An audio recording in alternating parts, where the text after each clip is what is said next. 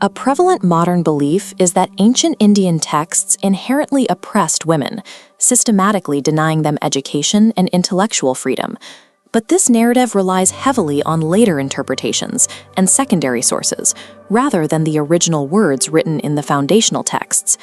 To find the reality of the era, we have to look directly at the primary source material, the Rig Veda, Yajur Veda, and Atharva Veda. When we bypass modern commentary and translate these foundational Sanskrit texts directly, the data tells a different story. The original verses reveal a society where women were mandated to be intellectual and spiritual equals to men. The Atharva Veda establishes a foundational right to education, explicitly stating that young girls must practice brahmacharya before entering adulthood. The linguistic root of brahmacharya refers to the rigorous, disciplined study of the Vedas. The texts describe this path as a requirement for both genders. The Yajur Veda demonstrates how this rigorous education was applied to the practical leadership of society. The texts describe Kumaris, unmarried young women, successfully conducting complex yagyas. Leading these rituals required mastery of precise Sanskrit phonetics and philosophical logic. Skeptics often argue that verses praising powerful women are merely symbolic tributes to goddesses, such as Saraswati, rather than references to mortal humans. However, the Rig Veda frequently uses Saraswati as a formal title for a Vidushi Stree. A Vidushi Stree is a scholarly, mortal woman who speaks truth, offers intellectual counsel, and leads public rituals.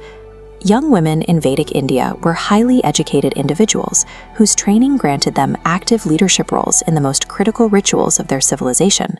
This equality extended to the authorship of the sacred texts themselves. In this tradition, a rishi is a mantra drashta, a seer who authored and codified the mantras for future generations. The Rig Veda identifies Surya Savitri as a female rishi who authored the specific marriage mantras still used today. There was also a recognized rank for the supreme master and authority of the Vedas, the title of Brahma. The Rig Veda explicitly declares that a woman who masters the texts is entitled to achieve this rank of Brahma. The historical record includes a roster of Brahma Vadanis, female masters of the Vedas, such as Gosha, Apala, Vishvavara, Romasha, and Lopamudra. Women did not merely have permission to read these texts, they physically wrote them and held the highest academic offices in ancient India. The primary evidence is clear.